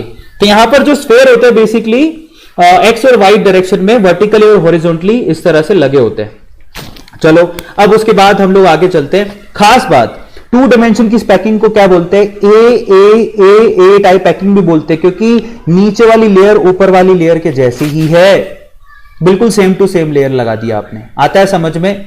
अब देखो आप आगे चलते हैं। यहां पर ये डायमेंशंस आपको दिखाई गई हैं कि भैया एक्स और वाई डायमेंशन में इस तरह से यहां पर आपको overall a layer planar arrangement के तौर पे दिखाई दे रही है। अब यहां पर सबसे मजेदार बात कि यहां पर जो वॉइड आपको, ये जो जगह आपको दिखाई दे रही है, इसी को हम लोग वॉइड कहते हैं बच्चों। This is also called void. Clear हो गया। इसके बारे में भी हम लोग आगे पढ़ेंगे। सो अब हम लोग आगे चलते हैं। और यहां पर मजे की बात एक और है, क्यों इसको स्क्वायर पैकिंग कहते हैं। अगर आप ध्यान दोगे तो ब्लू कलर के चारों तरफ जो एटम जो उसको टच कर रहे हैं वो एक स्क्वायर के जैसे, एक स्क्वायर की फॉर्म बनाते हैं। अगर उनके सेंटर को अगर आप एक बार सारे के सारे सेंटर को मिलाओगे तो वो सारे के सारे सेंटर आपको एक स्क्वायर बनाता दिखेंगे। तो एक्चुअली ये स्क्वायर क्लोज पैकिंग होती है। सबको समझ में आ गया? इसीलिए इसको स्क्वायर क्लोज पैकिंग कहते हैं। मतलब एक लेयर के ऊपर दूसरी लेयर, तीसरी लेयर, चौथी लेयर लगाओगे तो इसको स्क्वायर क्लोज पैकिंग क्यों कहते हैं? क्योंकि अगर आप एक एटम को टच करने वाले चारों एटम के सेंटर को मिलाओगे तो स्क्वायर बन जाएगा। अब पैकिंग इन सॉलिड्स हेक्सागोनल तरीके की भी होती है। अब ये बहुत इंटरेस्टिंग है। हेक्सागोनल का मतलब क्या है? मैंने एक लेयर लगा दी, अब एक लेयर में क्या करना है ना, दूसरी लेयर उनके वॉइड में लगेगी। मतलब जरा देखो, इस एटम और इस एटम के बिल्कुल बीच में जो जगह खाली है मैंने वहां एटम लगा दिया। इस तरह की पैकिंग को हम लोग क्या बोलते हैं? हेक्सागोनल बोलते हैं। मतलब जो दो एटम के बीच में जगह है, दो एटम के बीच में जगह है, ताकि आपको पता है कि अगर मान लो, खुद से दिमाग लगाओ, ये दो लड्डू मैंने एकदम बराबर लगा दिए। अब इन दोनों लड्डुओं के बिल्कुल बीच में अगर तीसरा लड्डू लगाऊंगा तो इसको हेक्सागोनल पैकिंग बोलते हैं। मजे की बात, मैं इसको स्टेबिलिटी प्रोवाइड कर रहा हूं, है ना? दिमाग में अच्छे दिमाग वाली बात, स्टेबिलिटी प्रोवाइड कर रहा हूं तो ये ज्यादा स्टेबल है हेक्सागोनल। तो इस अरेंजमेंट को हम लोग हेक्सागोनल बोलते हैं। अब हेक्सागोनल क्यों बोलते हैं? आप जरा चेक करो कि जो सेंट्रल एटम जो ब्लू कलर का दिखाई दे रहा है उससे टोटल 6 एटम आपको अटैच होते, टच करते हुए दिखाई देंगे। चेक करो। और अगर आप 6 के 6 जो आपको यहां पर दिखाई दे रहे हैं, इन 6 के 6 की अगर आपने क्या की, सेंटर को आपस में मिला दिया तो आपको हेक्सागोनल दिखाई देगा। चेक करो। और कोऑर्डिनेशन नंबर इसका 6 निकल के आएगा क्योंकि ब्लू वाले एटम को 6 एटम टच कर रहे हैं। क्लियर हो गया? यह मजेदार बात है जो आप लोगों को ध्यान रखनी है। ठीक है, तो यहां पर यह ध्यान रखना है, जो इन दोनों के बीच की जो जगह होती है वहां पर एटम को आपको अरेंज करना है। और ये पैकिंग कैसी है? आपने पहली लेयर लगाई वो ए टाइप की है, लेकिन दूसरी लेयर जो है ना वो ए टाइप की लेयर के जैसी नहीं है, तो इसको बोलेंगे एबी टाइप की लेयर। बहुत इंपॉर्टेंट है, 2 डायमेंशन लेयर है जो आपको ध्यान रखनी है। तो इस तरह की पैकिंग को हम लोग एबी टाइप की पैकिंग बोलते हैं। क्लियर हो गया? जो कि बहुत इंपॉर्टेंट है। और ये इनके बीच के वॉइड्स आपको दिखाई दे रहे हैं। जब 3D में इन वॉइड्स को भरेंगे तो आपको मालूम पड़ेगा। सबसे मजेदार बात, ये हेक्सागोनल बनाते हैं, इसलिए इसको हेक्सागोनल क्लोज पैकिंग कहते हैं। ये देखिए आपके सामने हेक्सागोनल बन गया। कोऑर्डिनेशन नंबर 6 है ही। अब 3 डायमेंशन पैकिंग की तरफ चलते हैं, जो एक्स और वाई डायरेक्शन में तो होगा ही, जेड डायरेक्शन में भी होगा। अब आप देखो 3 डायमेंशन स्क्वायर पैकिंग लेते हैं। सबसे पहले तो हमने 2 डायमेंशन स्क्वायर पैकिंग की एक लेयर ले ली, उसके ऊपर ही दूसरी लेयर लगा दी, उसके ऊपर ही तीसरी लेयर लगा दी, उसके ऊपर ही चौथी लेयर लगा दी, तो ये 3 डायमेंशन स्क्वायर पैकिंग हो गई। सिंपल। हम लोग एक्स और वाई में तो थे ही, ये एक्स है, ये वाई है। अब हम जेड डायरेक्शन में भी जा रहे हैं। मतलब यहां पर लंबाई, चौड़ाई और ऊंचाई सब हो गया, लेंथ, विड्थ और हाइट सब हो गया। तो इसको हम लोग क्या बोलते हैं? 3 डायमेंशन पैकिंग बोलते हैं। और सब मजे की बात है, ए टाइप की पैकिंग है, क्योंकि यहां पर हमने कुछ नया बनाया ही नहीं, एक लेयर के ऊपर दूसरा लेयर लगा दिया, वो भी सेम है। तो ए टाइप की पैकिंग बोलते हैं इसको, जैसा कि आपको यहां पर दिखाई भी दे रहा है। आता है समझ में सबको? और ये बहुत आसान है, ये ए टाइप की पैकिंग है। अब देखो हम लोग, अगर आप ध्यान से इसको देखोगे तो ये क्यूब निकल के आएगा आपके सामने। तो ए टाइप की पैकिंग को हम लोग क्यूबिक क्लोज पैकिंग भी कहते हैं। ठीक है, स्क्वायर क्लोज पैकिंग भी कहते हैं। ये ओवरऑल इसको क्यूबिक नहीं, इसको स्क्वायर क्लोज पैकिंग कहते हैं। इस तरह से एक स्क्वायर निकल के आ रहा है आपके सामने यूनिट सेल के तौर पे। तो ए टाइप की पैकिंग आपको यहां सामने दिखाई दे रही है क्योंकि इसमें स्क्वायर बनता है, इसलिए इसको स्क्वायर क्लोज पैकिंग कहते हैं। और यहां पर इस तरह से आप इसको देख सकते हो जिसमें कॉर्नर पे एटम है। और अभी आप देख के आए हो यूनिट सेल में कॉर्नर पे एटम है। अब हम आपसे सवाल पूछता हूं कि अगर 3 डायमेंशन ए टाइप पैकिंग है तो बताओ कोऑर्डिनेशन नंबर कितना होगा? तो अब खुद से दिमाग लगाओ कि लेटर सपोज कि ये एटम है, तो उसको टच कितने एटम कर रहे हैं? ये 1, ये 2, ये 3, ये 4 एटम तो आजू बाजू में कर रहे हैं, एक पीछे और एक आगे, तो टोटल 6 हो गए ना। तो यहां पर कोऑर्डिनेशन नंबर 6 निकल के आता है। 3 डायमेंशन ए टाइप अरेंजमेंट में कोऑर्डिनेशन नंबर 6 होता है। दिमाग लगाओ, एक एटम को पीछे और आगे भी तो टच कर रहा होगा, तो टोटल 6 कोऑर्डिनेशन नंबर निकल के आता है। यह सवाल भी काफी बार पूछा जाता है। Answer is 6। अब हम पैकिंग देंगे 3 डायमेंशन हेक्सागोनल। हेक्सागोनल में हमने पहले 2D हेक्सागोनल लिया, ये 2D हेक्सागोनल ले लिया, उसकी लेयर लगा दी, फिर एक और लेयर ली, उसको भी लगा दिया, फिर एक और लेयर ली, उसको भी लगा दिया। इस तरह से जो अरेंजमेंट आपको दिखाई देते हैं वो 3 डायमेंशन हेक्सागोनल पैकिंग के होते हैं। और यहां पर उसका साइड व्यू लोगे तो कुछ इस तरह से दिखेगा और टॉप व्यू लोगे तो कुछ इस तरह से दिखेगा। अगर मैं यहां से कोऑर्डिनेशन नंबर पूछ लूं आपसे तो क्या जवाब दोगे? कोऑर्डिनेशन नंबर यहां पर एक्चुअली 12 निकल के आएगा। दिमाग लगाओ, बिल्कुल बीचों बीच आप एक ये एटम ले लो, ये वाला बिल्कुल बीचों बीच एक एटम लो। उस बीचों बीच एटम को पहले तो 6 पर्टिकुलर एटम ने, जो कि उसी के प्लेन में है, उन्होंने उसको घेर रखा है 6, और उसमें 3 ऊपर है और 3 ही नीचे है। ध्यान से देखो, ये 3 है और ये भी 3 है। तो 6 तो बराबर गिर रखे हैं और 3 ऊपर और 3 नीचे, टोटल कोऑर्डिनेशन नंबर कितना हो गया? 12। हेक्सागोनल में कोऑर्डिनेशन नंबर 12 होता है। ठीक है, ये बहुत इंपॉर्टेंट है। अब आप खुद से ध्यान से देखोगे तो समझ में आ जाएगा। इस एटम पे गौर करो, तो 6 तो ये हो गए, 3 नीचे हैं और 3 ही ऊपर होंगे। समझ में आ गया? तो टोटल कोऑर्डिनेशन नंबर 12 है। और ये ए टाइप की लेयर है, तो आप बताओ बीच वाली लग रही हो बी टाइप की लेयर है, तो ये 3 dimension A B type packing हो गई। ठीक है, ए बी अरेंजमेंट हो गया, जिसको आप इस तरह से देख सकते हो। ये देखिए आपके सामने बहुत अच्छे तरीके से पिक्टोरियली मैं आपको दिखा रहा हूं कि किस तरह से अरेंजमेंट हुई है। क्लियर हो गया? सो इस तरह से आपको याद करना आसान हो जाएगा। कोऑर्डिनेशन नंबर इसका 12 है, खुद से ही देख लो। तो ये जो ब्लैक कलर में दिख रहा है, इस एटम को गौर से देखो, 6 तो इन्होंने घेर लिया, 3 ऊपर है और 3 नीचे, टोटल 12 हो गया।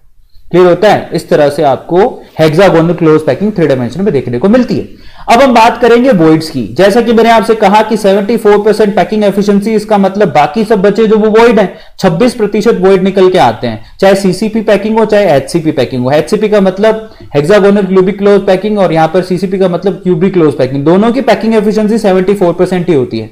और वॉइड्स को आप कैसे समझ सकते हो? R/R रेशो से। ये आपके सिलेबस पे नहीं है, नॉर्मली आपको बता रहा हूं, ध्यान रखना। R/R का मतलब क्या है? कैटायन टू एनायन रेडियस का रेशो है। ठीक है, ये आपके सिलेबस पे नहीं है, नहीं भी ध्यान दोगे तो भी चलेगा। तो अब हम चलते हैं वॉइड। बस वॉइड पता होना चाहिए कि वॉइड क्या होते हैं। तो पैकिंग होने के बाद जो जगह खाली बचती है उसको हम लोग वॉइड कहते हैं। और वॉइड भी आपके देखो, एक तो ट्राइगोनल वॉइड होते हैं जो कि 3 बोल से मिलकर बनेंगे। मतलब 3 बोल आपने अरेंज करी, उसके बीच में जो जगह बच रही है उसको ट्राइगोनल वॉइड कहते हैं। सबको समझ में आ गया? तो ये ध्यान रखना है। ट्राइगोनल वॉइड की कोऑर्डिनेशन नंबर अगर आप चेक करोगे, वॉइड देखो, वॉइड 3 बोल से घिरा हुआ है, तो उसका कोऑर्डिनेशन नंबर कितना हो गया? 3। इसके अलावा जरा चेक करो। ठीक है, अगला जो वॉइड होता है वो होता है टेट्राहेड्रल वॉइड। तो टेट्राहेड्रल वॉइड जो है बेसिकली 4 बोल से मिलकर बनता है। 3 बोल तो ये है ही, उसके ऊपर एक चौथी बोल और है, तो बीच में जो जगह आपको दिखाई दे रही है वो टेट्राहेड्रल वॉइड की है। क्लियर हो गया? तो टेट्राहेड्रल वॉइड। अब सवाल ये बहुत पूछा जाता है कि टेट्राहेड्रल वॉइड एफसीसी में होता कहां है? Face centred cubic close packing में टेट्राहेड्रल वॉइड एक तो होते हैं बॉडी डायगोनल पे, 2। आपको पता है, अगर ये मान लेते हैं अपन एक स्क्वायर ले लिया, ठीक है, वैसे मैं आपको दिखाता, ये स्क्वायर लिया तो स्क्वायर में बॉडी डायगोनल पकड़ लो, ये मान लो बॉडी डायगोनल है, तो बॉडी डायगोनल में 2 आपको टेट्राहेड्रल वॉइड देखने को मिलेंगे, जहां पर ये 4 बोल से मिलकर बनता है। आपको मैं दिखा भी दूंगा। ठीक है, तो बॉडी डायगोनल टोटल बताओ यूनिट सेल में बॉडी डायगोनल होते कितने हैं? बीडी का मतलब body diagonal, total body diagonal होते 4। एक बॉडी डायगोनल पे आपको 2 टेट्राहेड्रल वॉइड दिखेंगे, तो 4 दूनी कितना हो गया? 8। तो ये ध्यान दो, एफसीसी के अंदर टोटल 8 आपको क्या देखने को मिलेंगे? टेट्राहेड्रल वॉइड देखने को मिलेंगे। It is surrounded by the spheres of located at 1 corner and 3 faces to which the corner is common.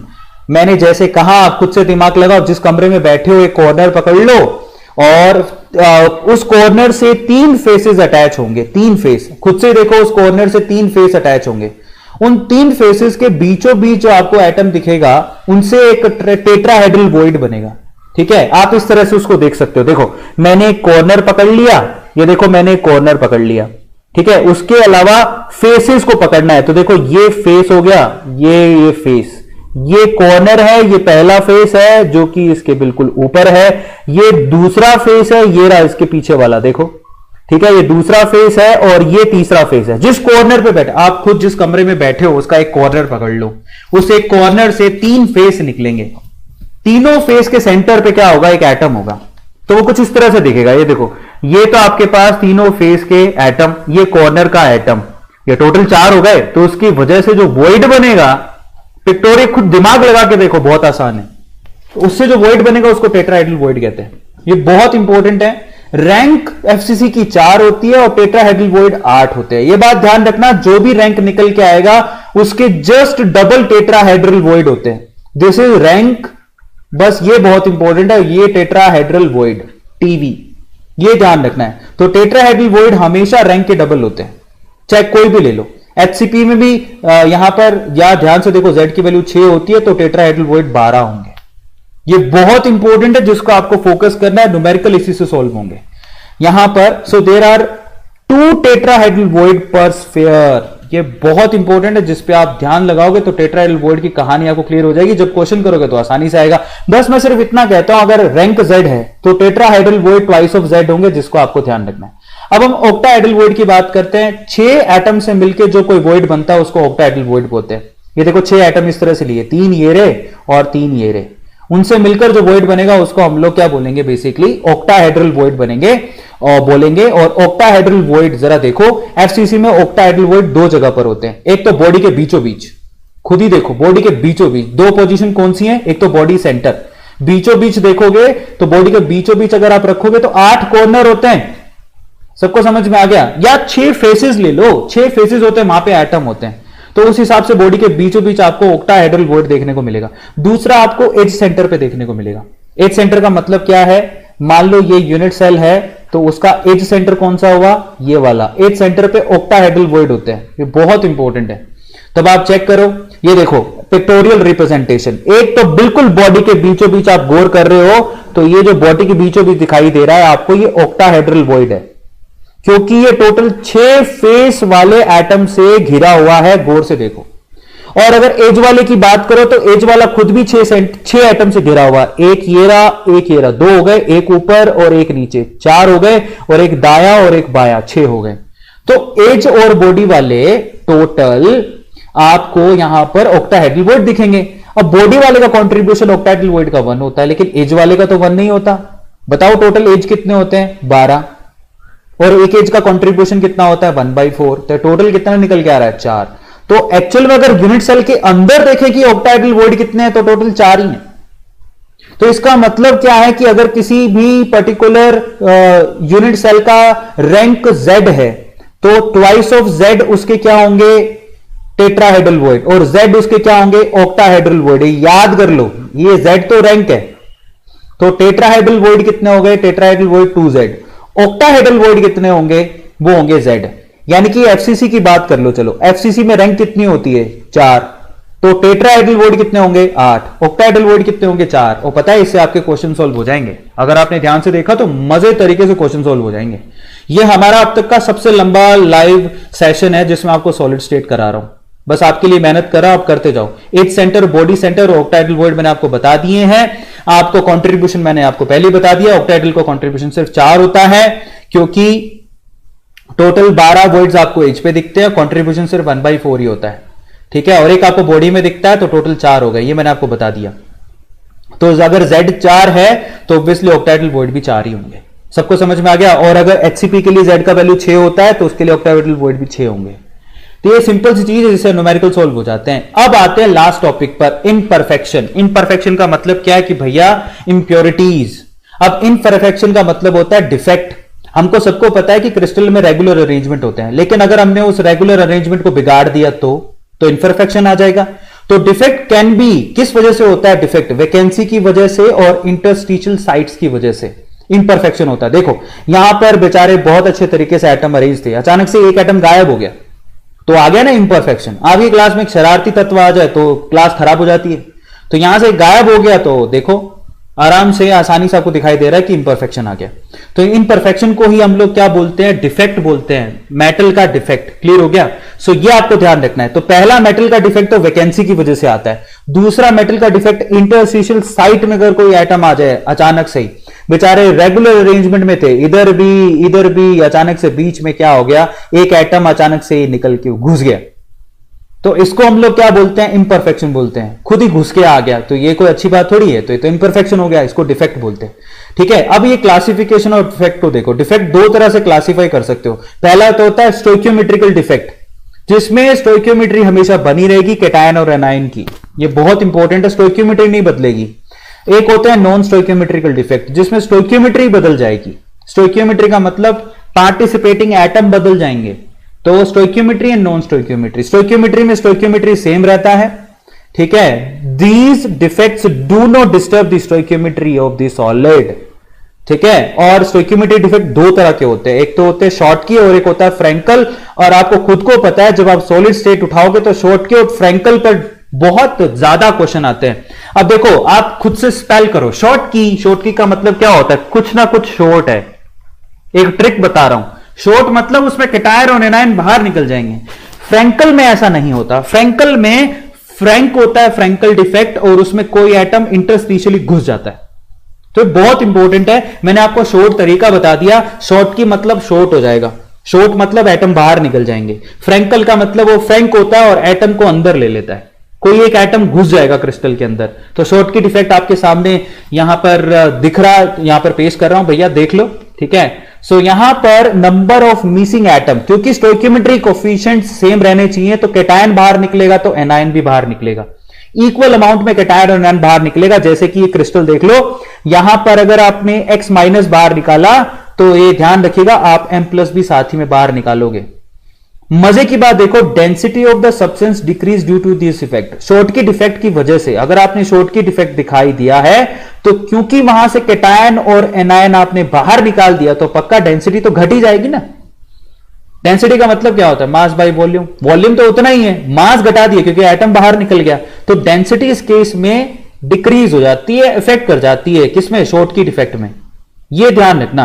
Now this defect is shown by ionic substances, ठीक है, in which the cation and anion sizes are almost similar. ये उनमें दिखाई देता है जहां पर cation और एनायन का साइज जो है ना वो ऑलमोस्ट सिमिलर होता है, इसीलिए कैटायन भी बाहर निकला और एनायन भी बराबर से बाहर निकल गया।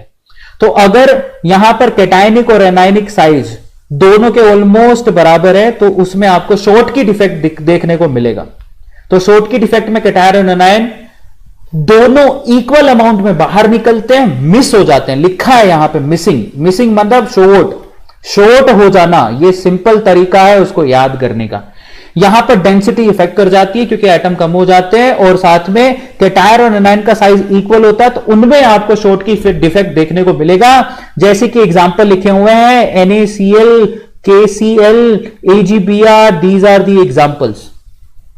नाउ अब सोचो आप फ्रैंकल डिफेक्ट के बारे में। फ्रैंकल डिफेक्ट में क्या होता है? फ्रैंकल डिफेक्ट में अचानक से कोई, जो पहले तो उनमें होता है जिस एटम की या जिस कैटायन की साइज बहुत छोटी होती है वो कहीं से आएगा, ठीक है, कहीं से क्या आएगा, वो एक्चुअली क्रिस्टल से ही आता है और किसी इंटरस्टिशियल साइट में चला जाता है। इसको फ्रैंकल डिफेक्ट बोलते हैं। ये फ्रैंकल है, फ्रैंकली कहीं भी घूमता रहता है। इसको इस तरह से याद कर सकते हो, खुद ही के क्रिस्टल से निकल के किसी इंटरस्टिशियल साइट पे चला गया। और ये वहां पर होता है जहां पर कैटायनिक साइज, यानी कि जिंक जैसे एग्जांपल है, कैटायन का साइज एनायन के साइज से काफी छोटा होता है। तो ये छोटा है तो बेचारा ये कहीं भी घूमता रहता है बच्चों के जैसे। फ्रैंकली बच्चे फ्रैंक होते हैं ना, बच्चे तो कहीं भी घूमते रहते हैं। तो Zn+A+2 इज अ बच्चा टाइप। तो बच्चा टाइप है तो वो कहीं भी घूमता रहता है, उसकी सल्फाइड से साइज जो है वो काफी छोटी होती है, तो फ्रैंकल डिफेक्ट दिखाता है। ये बहुत इंपॉर्टेंट है, सिंपल तरीके से मैंने आपको याद करा दिया। क्लियर हो गया सब लोगों को? सो ये उनमें पाया जाता है जहां पर डिफरेंस होता है साइज में। कहा था मैंने आपसे कि जहां पर साइज में डिफरेंस होगा वहां पर फ्रैंकल डिफेक्ट आपको देखने को मिलेगा, जैसे कि ZnS, AgCl, AgBr। मजे की बात यह है कि शॉर्टकट और फ्रैंकल दोनों में आपको AgBr देखने को मिला। AgBr is the common example in Schottky and Frenkel. ये आप लोगों को ध्यान रखना है। सबको समझ में आ गया? सो AgBr में दोनों तरह के डिफेक्ट दिखते हैं और यहां पर ये दोनों टॉपिक बहुत इंपॉर्टेंट है। AgBr को आप नोट डाउन कर लो। नॉन स्टोइकियोमेट्रिकल डिफेक्ट जो होते हैं ना बच्चों, वो भी दो तरह के होते हैं। एक तो होता है मेटल एक्सेस डिफेक्ट और दूसरा होता है metal deficiency defect. Metal access defect में मेटल एक्सेस में आ जाएगा। तरीके उसके दो हो सकते हैं, ठीक है, या तो जो कैटायन है वो एक्सेस में हो जाए या फिर एनायन शॉर्ट हो जाए। सिंपल तरीका है, समझ में आता है? मेटल एक्सेस में कैसे आएगा? या तो मेटल खुद से ही बाहर से घुस जाए या फिर एनायन कम हो जाए। सिंपल सी बात है, समझ में आता है? तो दो तरीके हैं उसके। ड्यू टू एनायनिक वैलेंसी, या तो एनायन बाहर निकल जाए या फिर एक्स्ट्रा कैटायन आ जाए। तो दोनों को मैं दिखा देता हूं, जरा ध्यान से उसको चेक करो। अगर एनायन का वैलेंसी हो गया तो ओवरऑल डिफेक्ट में न्यूट्रलिटी बनी चाहिए, इलेक्ट्रॉन वो वहीं छोड़ के जाएगा। जैसे कि एग्जांपल के तौर पे NaCl ले लो।